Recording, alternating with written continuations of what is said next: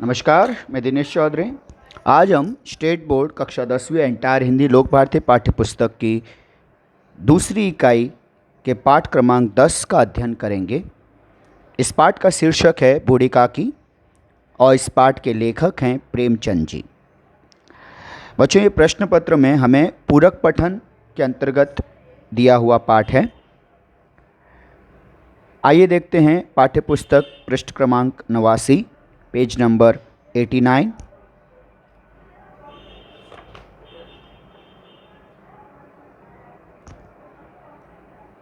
प्रेमचंद जी के जीवन का संक्षिप्त परिचय। जन्म 1880 लमही उत्तर प्रदेश, मृत्यु 1936 वाराणसी उत्तर प्रदेश। परिचय। अप्रतिम, अद्भुत, अनोखे कहानीकार एवं उपन्यासकार प्रेमचंद जी का मूल नाम धनपत राय था। बाल्यकाल यानी बचपन में ही आपने लेखन कार्य प्रारंभ कर दिया था। आधुनिक हिंदी गद्य साहित्य, गद्य प्रोज साहित्य में आप कहानी के पितामह कहे जाते हैं। आपकी कहानियों उपन्यासों यानी नॉवेल्स में शोषित, जिन पर जुल्म होता है, अत्याचार होता है, ऐसे किसान, मजदूर, स्त्रियों आदि की समस्याओं का विस्तृत वर्णन मिलता है। इसके अतिरिक्त प्रेमचंद जी कलम के सिपाही, कलम के जादूगर, अमर कहानीकार, उपन्यास सम्राट, मुहावरेदार भाषा के लेखक, नारी सशक्तिकरण के प्रणेता इत्यादि उपमाओं सम्मान से अलंकृत हैं। प्रेमचंद जी की प्रमुख कृतियां हैं मानसरोवर भाग 1 से 8, इसमें इनकी लगभग 300 कहानियां संकलित हैं। जंगल की कहानियां, कहानी संग्रह, गोदान, गबन, सेवा सदन, कर्मभूमि, कायाकल्प इत्यादि लगभग 16 उपन्यास हैं। अंतिम उपन्यास है गोदान। सबसे अधिक इनका प्रसिद्ध उपन्यास है गोदान। भारतीय किसान के जीवन के महाकाव्य के रूप में उसे स्मरण किया जाता है। इनका एक अंतिम उपन्यास था मुंशी प्रेमचंद जी का मंगलसूत्र, जो अधूरा रह गया था, जिसे बाद में उनके पुत्र अमृत राय जी ने पूरा किया था। प्रेम की वेदी, करबला संग्राम ये नाटक हैं। टॉल्स्टॉय की कहानियाँ, आज़ाद कथा, गाल्सवर्दी की 3 नाटक, हड़ताल, न्याय, चांदी की डिबिया, सब अनुवाद किए हैं। इसके अतिरिक्त उन्होंने हंस पत्रिका का संपादन किया था, प्रकाशन किया था। आइए देखते हैं गद्य संबंधी। प्रस्तुत कहानी के माध्यम से प्रेमचंद जी ने समाज में व्याप्त यानी फैले हुए वादा खिलाफी, विश्वासघात, वादा करके मुकर जाना, वादा न निभाना, वृद्धों बुजुर्गों के प्रति तिरस्कार की भावना पर जोरदार प्रहार किया है। अपमान, तिरस्कार यानी अपमान। यहाँ कहानीकार ने बुजुर्ग जनों, वृद्धों के मन का मनोवैज्ञानिक साइकोलॉजिकल विश्लेषण करते हुए, उसके बारे में गहराई से वर्णन करते हुए उनके प्रति आदर भाव रखने हेतु प्रेरित किया है। आइए पाठ शुरू करते हैं। बुढ़ापा बहुधा अधिकतर बचपन का पुनरागमन हुआ करता है। पुनरागमन होना, दोहराव होना, यानी बुढ़ापे में बचपन फिर से लौट आता है।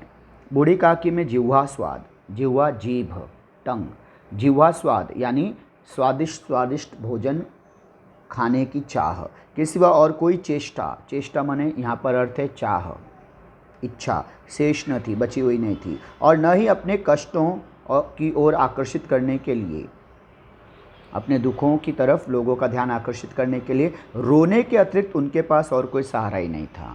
मतलब उनके पास वो वाक्पटुता नहीं थी कि वे अपने शब्दों से, अपनी भाव भंगिमाओं से, अपनी बातों से लोगों को अपने दुखों से प्रभावित करें, दुखों का वर्णन करके लोगों से मदद की गुहार लगाएं, बल्कि उस अवस्था में उनके अंदर एक बच्चों सा स्वभाव हो गया था कि कोई चीज़ उनकी मनोनुकूल नहीं है या उन्हें अत्यधिक वेदना हो रही थी, वे रोती थी। बुजुर्ग होकर भी वे छोटे बच्चों की मानंद हठ धर्मिता से रोती थी। इसके अलावा उन्हें और कोई अपनी वेदना प्रकट करने का सहारा नहीं था। सभी इंद्रियां, सेंसेस, नेत्र, हाथ, पैर जवाब दे चुके थे। सारी इंद्रियां जवाब दे चुकी हैं। हाथ, पैर, आँखें सब मतलब काम करना बंद कर चुके हैं। न चल फिर पा रही है, न देख सुन पा रही है। पृथ्वी पर पड़ी रहती थी और घर वाले कोई उनकी इच्छा के प्रतिकूल, खिलाफ, विरुद्ध, प्रतिकूल का अपोजिट अनुकूल काम करते, या भोजन का समय टल जाता, वक्त पे भोजन नहीं मिला, या उसका परिणाम या उसका परिमाण, परिमाण मतलब क्वांटिटी, मतलब जितनी भूख है उतना न मिला, अथवा बाजार से कोई वस्तु आई और न मिली, तो स्वाभाविक है ये सारी चीज़ों में छोटे बच्चे कैसे रुदन विलाप करते हैं, वैसे ही ये वृद्धा माता भी रोने लगती थी। अब चूंकि थी पे बिंदी लगाए मतलब उन्हें सम्मान दिया है। उनका रोना, सिसकना साधारण रोना न था, वे गला फाड़ फाड़ कर रोती थी ताकि सहज ही पूरा मोहल्ला जमा हो जाए, लोगों का ध्यान उनके तरफ जाए। उनके पतिदेव को, ये जो वृद्धा काकी हैं, उनके चाची जी, उनके पतिदेव को स्वर्ग सिधारे मतलब उनके देहांत हुए, उनका निधन हुए, कालांतर हो चुका था, कई वर्ष बीत चुके हैं, लंबा अरसा बीत गया। बेटे तरुण युवा होकर चल बसे थे। अब एक भतीजा इन काकी के पति के बड़े भाई का बेटा, उसे भतीजा कहा गया है, तो नेफ्यू। भतीजे के सिवाय के अलावा और कोई न था। उसी भतीजे के नाम उन्होंने अपनी सारी संपत्ति लिख दी थी, सारी वसीयत कर दी थी, पावर ऑफ अटॉर्नी दे दी थी। लिखाते समय वह संपत्ति अपने नाम करवाते समय भतीजे ने खूब लंबे चौड़े वादे किए थे कि चाची जी मैं आपका ऐसा ख्याल रखूँगा, वैसे ख्याल रखूँगा, किंतु वे सारे वादे केवल कूली डिपो के दलालों के दिखाए हुए सब्ज़बाग थे, मतलब झूठे वादे थे। सब्ज़बाग होना झूठे वादे, कपोल कल्पनाएं जो कभी सच नहीं होंगे। यद्यपि उस संपत्ति की वार्षिक आय, वार्षिक, सालाना, एनुअल, वार्षिक विशेषण शब्द है, इसमें मूल शब्द है वर्ष और एक प्रत्यय है। आय कमाई, आय का अपोजिट होता है व्यय, खर्च। 150 रुपये, आप कहेंगे सर जी क्या 150 रुपये की बात कर रहे हैं, लेकिन 1936 में लेखक प्रेमचंद जी का देहांत हुआ। ये कहानी उससे पहले लिखी गई है, तो वैल्यू ऑफ द मनी और आज के दौर की महंगाई के हिसाब से आप सोचिए क्या अमाउंट होगा। से कम न थी, मतलब इतना पर्याप्त था कि एक बुढ़िया उस पैसे से लग्जरियस लाइफ जी सकती थी, सुख सुविधाओं भरा मान सम्मान के साथ जीवन जी सकती थी। तथापि फिर भी बूढ़ी काकी, यद्यपि इवन दो, तथापि फिर भी काकी को पेट भर भोजन भी कठिनाई से मिलता था। इसमें भी उनके भतीजे, उनका नाम आया है पंडित बुद्धिराम, बहुत बुद्धि चलाते हैं, का अपराध था, और अथवा उनकी अर्धांगिनी, भतीजे की पत्नी का नाम अर्धांगिनी पत्नी श्रीमती रूपा, बुद्धिराम जी की पत्नी का नाम है रूपा। इसका निर्णय करना सहज नहीं। बुद्धिराम स्वभाव से सज्जन थे, स्वभाव के सज्जन व्यक्ति हैं, जेंटलमैन, किंतु उसी समय तक जब तक कि उनके कोष पर, उनके खजाने पर कोई आँच ना आए, उन्हें खर्च करने की नौबत ना आए, उनके खजाने को जब तक ठेस न पहुँचे तब तक वो जेंटल है। जैसे ही खर्चे की बात करिए, चमड़ी जाए पर दमड़ी न जाने पाए। रूपा स्वभाव से तीव्र सही, थोड़ी सी शॉर्ट टेम्पर है, क्रोधी स्वभाव की हैं, तेज हैं, पर ईश्वर से डरती थी, धर्म भीरू स्वभाव की स्त्री हैं। अतएव, बहुत ही महत्वपूर्ण शब्द है बच्चों, अतएव यानी इसलिए, समुच्चय बोधक अव्यय। बूढ़ी काकी को उसकी तीव्रता, इसलिए बूढ़ी काकी को उसकी तीव्रता, उसका तेज स्वभाव उतना न खलता था, उतना नहीं दुख पहुंचाता था, खलना दुख पहुंचाना, जितना कि बुद्धिराम की भलमनसाहत, भलमनसाहत भलाई करना, अच्छा बने रहने का आचरण करना। तो बुद्धिराम की जो शराफत हैं, इससे काकी चिढ़ती थी कि ये कितना ढोंग करता है। बुद्धिराम को कभी कभी अपने अत्याचार, अपनी ज्यादतियों का खेद होता था, खेद मतलब अफसोस। वे विचारते कि इसी संपत्ति के कारण मैं इतना भला मानुष बना बैठा हूँ, समाज में मेरा ओहदा बढ़ गया है, बैठे बिठाए इतनी अधिक संपत्ति मिल गई और मेरा रुतबा बढ़ गया, मेरा इकोनॉमिक स्टैंडर्ड बढ़ गया। लड़कों को बूढ़ों से स्वाभाविक विद्वेष होता है, लड़कों छोटे बच्चों को, बूढ़ों से बुजुर्गों से स्वाभाविक सा एक नेचुरल विद्वेष, थोड़ी सी चिढ़ होती है, जलन होती है। फिर जब माता पिता का यह रंग देखते, रंग देखना, बर्ताव देखना, व्यवहार किसके प्रति, काकी के प्रति, कि वे उनकी उपेक्षा करते हैं, ज़्यादा ध्यान नहीं देते हैं, तो वे भी, छोटे बच्चे भी बूढ़ी काकी को और अधिक सताया करते। जैसे कोई काकी को चिकोटी या चुटकी काट कर भाग जाता, कोई उन पर पानी पीकर उन पर कुल्ली कर देता, काकी चीख मार कर रोती। हाँ, काकी क्रोधातुर होकर, क्रोध प्लस आतुर स्वर संधि, क्रोधातुर होना, गुस्से में व्याकुल होना, अत्यधिक गुस्से में आकर बच्चों को गालियां देने लगती। स्वाभाविक है, गुस्सा प्रकट करने का और कोई ज़रिया नहीं था उनके पास। तो रूपा उन बच्चों की वहाँ घटनास्थल पर आ पहुँचती कि कौन मेरे बच्चों को गालियाँ दे रहा है, और ये तुम दे रही हो बुढ़िया। और फिर सोचिए जो महाभारत होता। इस भय से काकी अपनी जिह्वा कृपाण का कदाचित ही प्रयोग किया करती। बहुत सुंदर सुंदर कंपैरिजन किया बच्चों। जिह्वा जीभ, कृपाण तलवार। जैसे दुश्मनों का मुकाबला हम तलवार से करें, या योद्धा एक तलवार से दुश्मनों का मुकाबला करता है, उनका सामना करता है, वैसे काकी के पास और कोई शस्त्र तो था नहीं, तो उनके लिए जीभ ही उनका शस्त्र थी। तो जीभ से क्या हमला किया जाएगा, कटु शब्द, अप्रिय शब्द, वो भी कभी कभार, कदाचित कभी कभार ही प्रयोग करती थी, क्योंकि रूपा पहुंचेगी और फिर बात का बतंगड़ हो जाएगा, फिर उन्हें और अधिक असुविधा होगी, सारा दोष उनका ही निकाला जाएगा, बच्चों को कोई कुछ नहीं कहेगा क्योंकि उनकी तरफ से बात करने वाला कोई नहीं है। संपूर्ण परिवार में यदि काकी से किसी को अनुराग था, स्नेह था, तो वह थी बुद्धिमान और रूपा की छोटी बेटी लाडली। क्या नाम है उसका, लाडली। लाडली अपने दोनों भाइयों के भय से, यानी बुद्धिराम और रूपा के कुल 3 संतानें हैं, 2 भाई हैं और एक बिटिया है, 2 पुत्र और एक बेटी। तो अपने दोनों भाइयों के डर से अपने हिस्से की मिठाई चबेना, जो भी बच्चों को खाने के लिए दिया जाता है उसे मिठाई चबेना कहा गया है, बूढ़ी काकी के पास बैठकर खाया करती थी। यही उसका रक्षागार था, क्योंकि वे दोनों भाई शैतान के रिश्तेदार थे, बच्ची को बहुत परेशान करते। तो काकी के पास ये बैठकर अपने आप को सुरक्षित महसूस करती, रक्षागार, सुरक्षित ठिकाना। रात का समय था, बुद्धिराम के द्वार पर शहनाई बज रही थी, कोई शुभ प्रसंग था। गांव के बच्चों का झुंड विस्मयपूर्ण हैरान होकर इतनों से गाने का रसास्वादन कर रहा था कि वाह कितना अच्छा अच्छा गाना बज रहा है। चारपाइयों पर, खटिया पर, पलंगों पर मेहमान विश्राम कर रहे थे। 2-1 अंग्रेजी पढ़े हुए नवयुवक इस व्यवहारों से उदासीन थे। उन्हें लगता था कि ओ ये क्या गांव के कबाड़ लोग कर रहे हैं। तो उन्हें अपने आप को बहुत ज़्यादा अलग दिखाने के लिए, विरोध करने के लिए विरोध, उसमें इंटरेस्ट ही नहीं ले रहे हैं, उसका आनंद नहीं ले रहे हैं, उदासीन हैं, निष्क्रिय हैं। वे इस गवार मंडली, गांव के लोगों की मंडली को उनके अनुसार वे गवार मंडली मानते हैं। में बोलना अथवा उसमें सम्मिलित होना, उनसे बात करना अपनी प्रतिष्ठा के प्रतिकूल समझते थे, अपनी शान के खिलाफ समझते थे।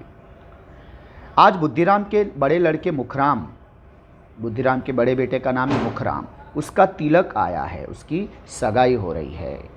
एक बहुत बड़ा उत्सव है घर में, वह उसी का उत्सव था।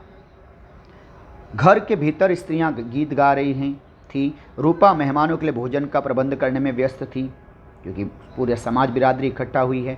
भट्टियों पर, बड़े बड़े चूल्हे, उन्हें भट्टियां कहा गया है, उस पर कड़ाह चढ़े हैं जिस पे भोजन बन रहा है। एक में पूड़ियाँ कचौड़ियाँ निकल रही थी, दूसरे में अन्य पकवान, अन्य भोजन बन रहे थे। एक बड़े हंडे में मसालेदार तरकारी पक रही थी, घी और मसाले की शुद्धावर्धक, बहुत सुंदर शब्द है बेटा, शुद्धा भूख, भूख ख, वर्धक बढ़ाने वाली, तो शुद्धावर्धक भूख बढ़ाने वाली सुगंध चारों ओर फैली हुई थी। बूढ़ी काकी अपनी कोठरी में शोकमय, दुख भरे हुए विचारों में मातम करती हुई बैठी की भांति की तरह संबंध सूचक बैठी हुई थी। यह स्वाद मिश्रित सुगंध, ये शुद्ध घी की महक और मसालों की महक उन्हें बेचैन कर रही थी, और वे बैठे बैठे सोच रही है, आहा हा हा कि कैसी सुगंध है, अब मुझे कौन पूछता है। अरे जब रोटियों के ही लाले पड़े हैं, लाले पड़ना, खाने को न मिलना, अभाव होना, तब ऐसे भाग्य कहाँ कि मुझे भरपूर पूड़ियाँ मिले। छोटे बच्चों की तरह खाने के लिए अति उत्साही। यह विचार करके उन्हें रोना आया। ये बात के लिए नहीं कि कोई मुझे समारोह में नहीं बुला रहा है, मेरा ख्याल मेरा सम्मान नहीं कर रहा है, उसकी उन्हें परवाह नहीं। उन्हें इस बात की चिंता है कि मुझे अच्छे भोजन से वंचित रखा जा रहा है। कलेजे में उनके हुक से उठने लगी, उन्हें बहुत ही दिल में दर्द होने लगा, उन्हें बहुत ही ठेस पहुंची। उन्हें इस बात पर बहुत ही खुद को अपमानित उन्होंने महसूस किया कि मुझे भोजन के लिए नहीं बुला रहे हैं, मुझे खाना नहीं दे रहे हैं। इस बात पे वो दुखी होकर रोने लगी। परंतु रूपा के भय से उन्होंने फिर मौन धारण कर लिया कि अगर उस रूपा ने आकर कहीं मुझे देख लिया रोते बिसुरते हुए तो फिर बेमतलब मेरी क्लास लगा देगी। अब लेखक प्रेमचंद जी की विशेषता है कि आपको वे ज़्यादा परेशान नहीं करते हैं, पाठकों को ज़्यादा कल्पना विस्तार करने के लिए भी अवसर नहीं देते। आपके सुविधा के लिए बहुत सारे प्रतीक उदाहरण भी वे साथ में ही देते जाते हैं और बहुत ही सटीक उदाहरण देते हैं। देखिए, अब ये देखकर ऐसे लग रहा है जैसे फूल हम घर में भी सूंघ सकते हैं, परंतु वाटिका बगीचे में जाकर फूलों को सूंघने में बात ही कुछ और होती है। इस प्रकार निर्णय करके बूढ़ी काकी हाथों के बल सरकती हुई, किसी ने बुलाया नहीं है, खुद चल सकती नहीं है, तो घिसटते हुए सरक सरक कर अपने हाथों के बल बड़ी कठिनाई से चौखट से उतरी। चौखट दहलीज, डोर स्टेप, दरवाज़ा, बस दरवाजे पर होती है चौखट, दहलीज, मराठी में उंबरठा से उतरी और धीरे धीरे रेंगती हुई कड़ाह के पास आके बैठ गई।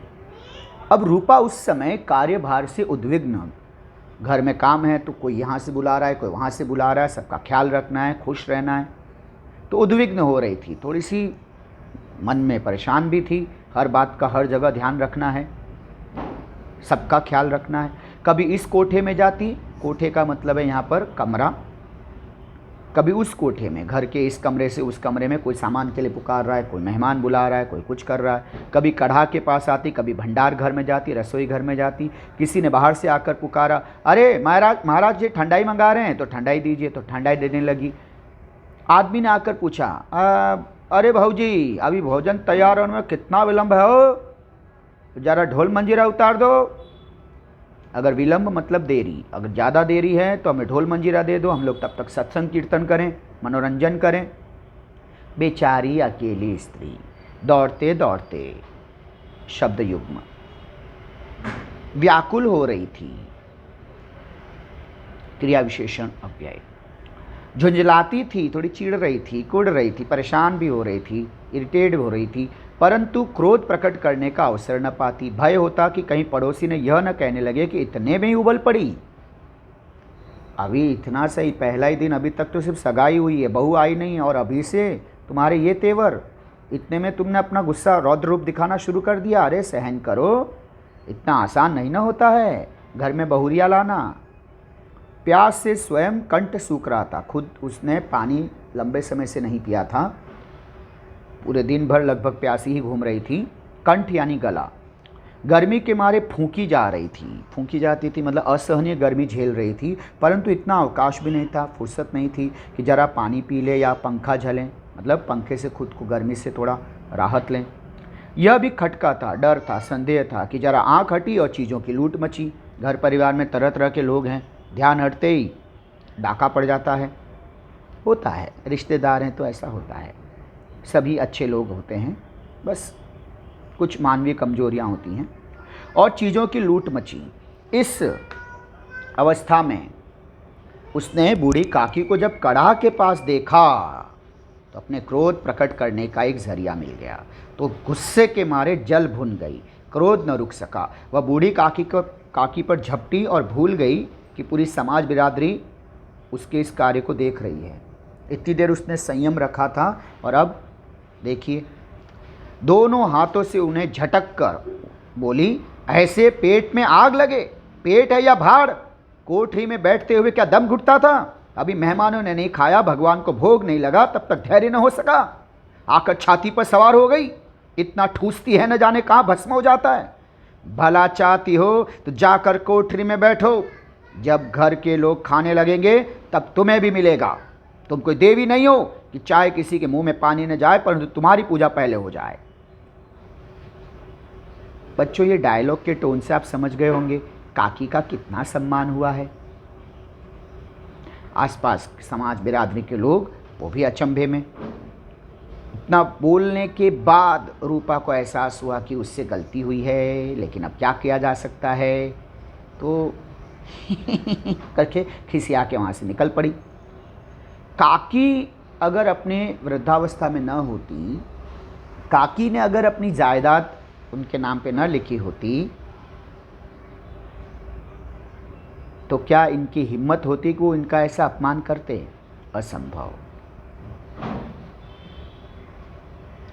काकी के अगर अपने बच्चे होते तो संभवतः शायद उनकी भोजन को लेकर ऐसी दुर्दशा न होती। सोचिए, ये अपमान। अच्छा, इसके पीछे और एक मनोवैज्ञानिक कारण है। हमारे धर्म ग्रंथों में जो ईश्वर के प्रति आचरण है,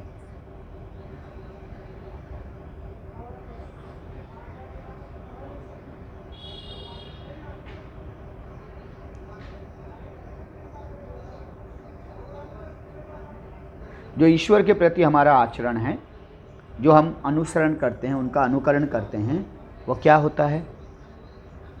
जैसे धर्म ग्रंथों में हम जीसस क्राइस्ट, बाइबल में अगर हम देखें जीसस क्राइस्ट के बचपन, उनकी युवावस्था के बारे में देखते हैं। बाल कृष्ण की हम लीलाओं को देखते, सुनते हैं, पढ़ते हैं। भगवान राम की बाल लीलाओं को देखते हैं, बजरंग बली की बाल लीलाओं को देखते हैं, गणेश जी की बाल लीलाओं को देखते हैं। हर धर्म में जिसका लोग अनुसरण करते हैं, उसमें ईश्वरीय रूप के बचपन और युवावस्था, उनके शौर्य, उनके पराक्रम का वर्णन है।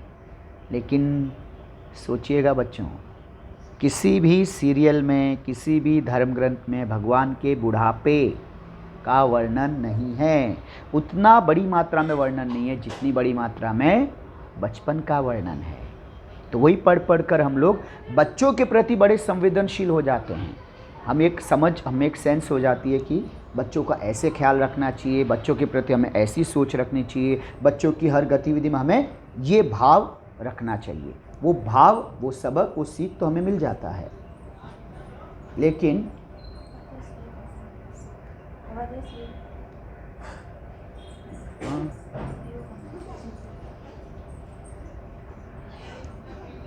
लेकिन हम बुजुर्गों के प्रति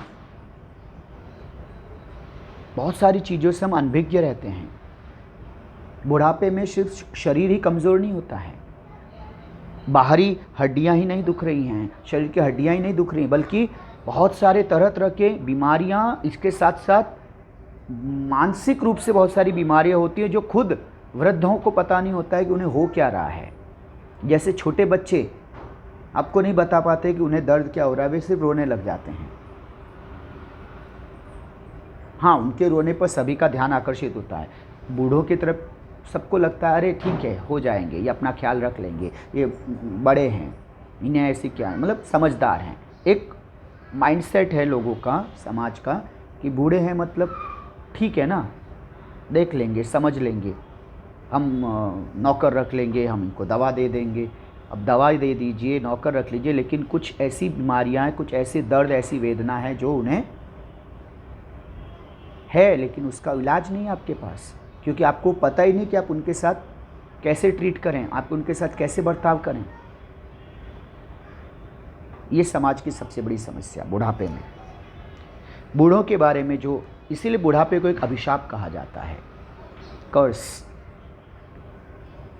समाज में हम देखते हैं ना कि जब वेस्टर्न कंट्रीज़ के कॉन्सेप्ट पर भारत में वृद्धाश्रम बड़ी तेज़ी से बढ़ रहे हैं। वृद्धाश्रम, बूढ़ों के आश्रम। पुराने ज़माने में भारत में संयुक्त परिवार, जॉइंट फैमिली, तो हर वक्त घर में, हर दौर में घर में कम से कम 5-6 बुजुर्ग हुआ करते थे। उनके अपने साझे दुख होते थे, तो वे एक दूसरे से बतियाकर, समझकर, एक दूसरे की संवेदना से अपना जीवन आगे बढ़ा लेते थे। लेकिन साथ ही साथ उन्हें अकेलापन महसूस नहीं होता था, क्योंकि घर परिवार पूरा उनके सामने है, सारे बच्चे उनके पास हैं, घर के हर छोटे बड़े उनकी आज्ञा से ही कामकाज कर रहे हैं। उनके लिए अपने हम उम्र बुज़ुर्गों का भी समूह है और घर के परिवार भी उन्हें पूछ रहे हैं, सम्मान दे रहे हैं, आदर, हर चीज़ उनकी इच्छा के अनुकूल हो रही है। तो अकेलापन नहीं होता था और थोड़ी बहुत जो शारीरिक पीड़ा या उम्र के हिसाब से होती थी वो सह ली जाती थी। लेकिन आज एकल परिवार, न्यूक्लियर फैमिली, एक तो वैसे ही हम बुजुर्गों के बारे में समझते नहीं, ऊपर से उन्हें वृद्धाश्रम में भेज देते जहाँ पे उन्हीं के जैसे दुखी हैं, उनके बीच में उनके दर्द कम नहीं होते। सोचिए, अगर वर्किंग पेरेंट्स अपने बच्चों को समय नहीं दे पा रहे हों, वे सिर्फ पैसा दे सकते हों, तो क्या वे नौकरों के सहारे अपने बच्चों की परवरिश कराएं तो बच्चों का सर्वांगीण विकास होगा? या माता पिता ये सोचे कि भाई हम इनका ख्याल नहीं रख पा रहे, समय नहीं दे पा रहे, एक काम करते, बहुत बिजी हैं हम, चलो इन बच्चों के बीच में रहना अच्छा लगता है, इनको नियम से भोजन वगैरह सब मिलेगा, चलो हम इनको अनाथ आश्रम में रखाते हैं। क्या रखते हैं वे ऐसे? नहीं। लेकिन वही बच्चे जब बड़े हो जाते हैं तो माता पिता को वृद्धाश्रम अवश्य पहुंचाते हैं। क्यों भला? सोचिए, लॉजिक वही है। बच्चों को बच्चों के साथ रहना अच्छा लगता है, लेकिन क्या इसके लिए आप उन्हें अनाथ आश्रम में रख छोड़ेंगे?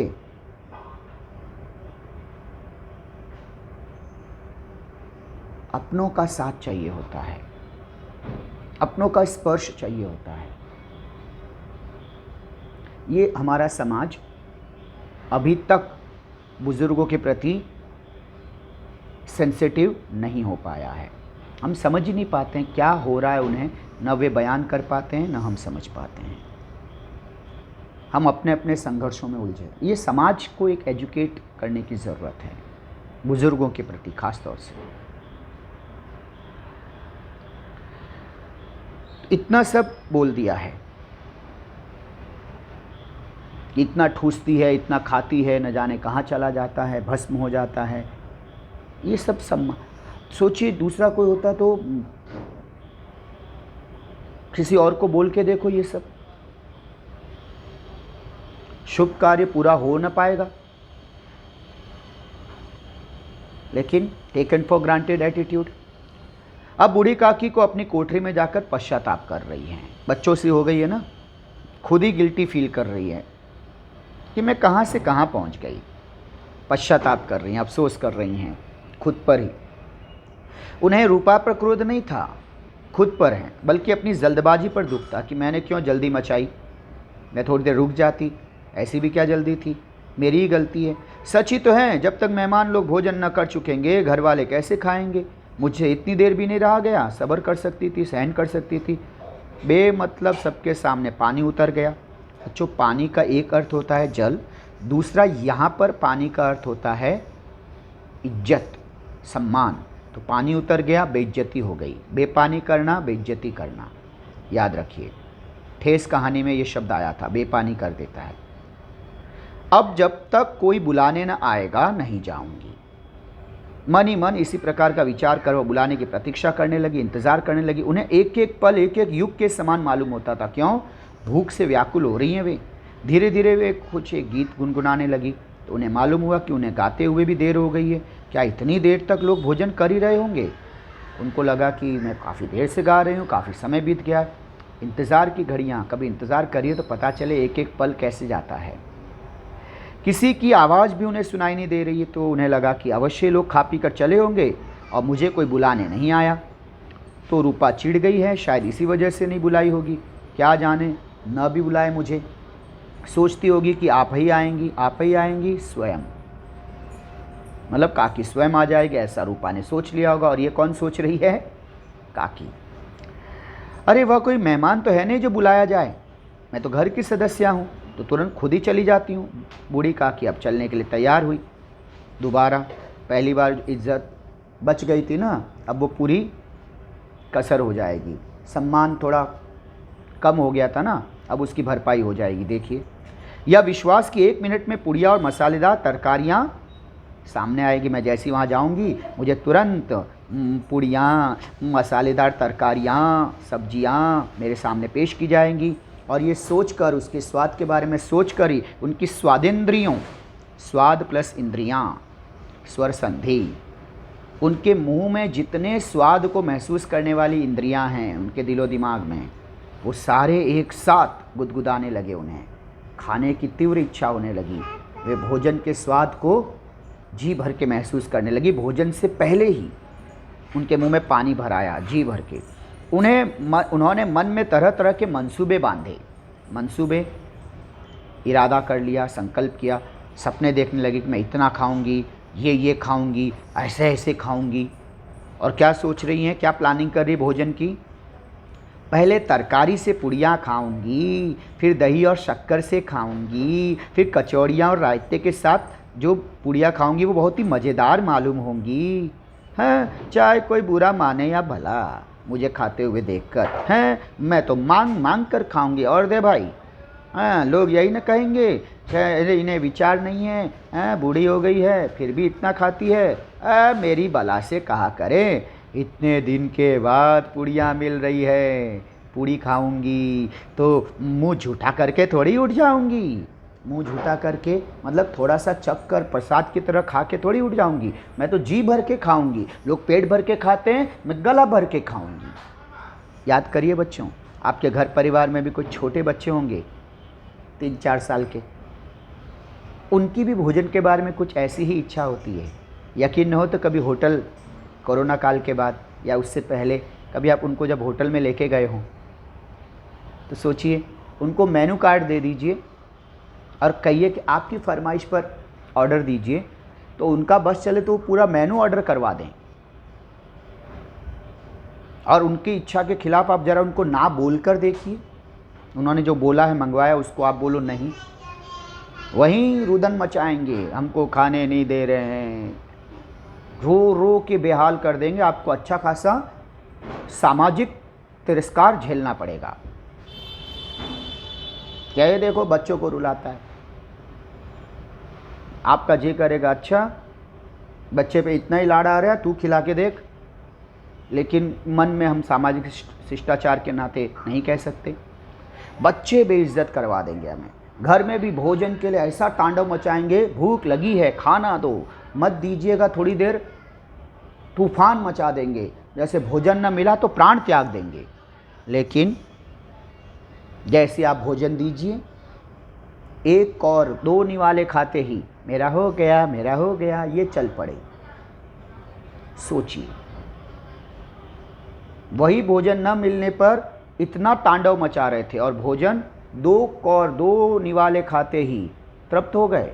बस इतनी सी भूख होती है उनकी। लेकिन भोजन न मिलने तक जो उनका तेवर रहता है, वही बूढ़ी काकी है। आप ये मत भयभीत हो जाइए कि अरे इतना खाएगी बुढ़िया। नहीं, बच्चों सा स्वभाव है। क्योंकि आपको पता होगा, बुढ़ापे में बच्चों की तरह बुजुर्गों की भी पाचनेंद्रियां, डाइजेस्टिंग पावर कमज़ोर हो जाती हैं। इरादे बहुत है खाने के, लेकिन खाया जाएगा क्या, वो अलग प्रश्न है। तो मेहमान मंडली अभी तक बैठी हुई थी। संकट फिर से ही है। इनको लगा था सब चले गए होंगे, लेकिन ये जब पहुंची तो सारे वहीं बैठे हुए हैं।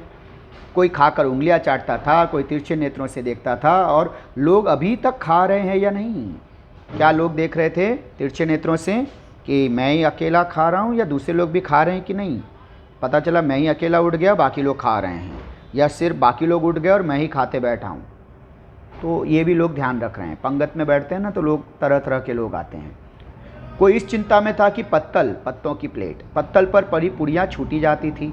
अरे यार, मैं ये इतनी अच्छी बनी है, मैं इसको छोड़ कैसे दूँ। किसी तरह उन्हें भीतर रख लेता था। भीतर कहाँ, खा लेता था पेट में। कोई दही खाकर जीभ चटकारता था, परंतु दूसरा कटोरा मांगते हुए संकोच करता था कि लोग कहीं मुझे भुक्कड़ न समझें। इतने में बूढ़ी काकी वहाँ पर रेंगती हुई उनके बीच में जा पहुँची। कई आदमी चौंक कर उठ खड़े हुए और पुकारने लगे, अरे यह बुढ़िया कौन है, यह कहाँ से आ गई, देखो किसी को छू न दे, हड़का दिए उसको। बताइए। पंडित बुद्धिराम काकी को देखते ही क्रोध से तिलमिला गए।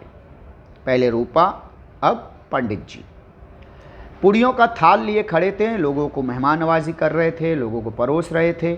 थाल को ज़मीन पर पटक दिया और जिस प्रकार निर्दयी महाजन, प्रेमचंद जी ने भी क्या खूब मिसाल दी है, देखिए कंपैरिजन। महाजन मनी लेंडर, पैसों के व्यापारी, पैसों को ब्याज पे देने वाले, निर्दयी क्रूर बेरहम, अपने किसी बेईमान और भगोड़े कर्जदार को, उन्होंने जिसको पैसा दिया है वो कर्जदार, लेकिन वो कर्जदार कैसा है, बेईमान है और भगोड़ा है, भाग गया, पैसे नहीं चुका रहा है। ऐसा महाजन जो कि ऑलरेडी निर्दयी है, वो ऐसे कर्जदार को देखकर छोड़ेगा? स्वाभाविक है नहीं। उसको तो देखते ही झपट कर उसका टेंटुआ पकड़ लेता है, टेंटुआ गला, निकाल मेरे पैसे ही। उसी तरह लपक कर उन्हें अंधेरी कोठरी में लाकर ढम से पटक दिया। किसने? पंडित जी ने, यानी काकी के भतीजे ने।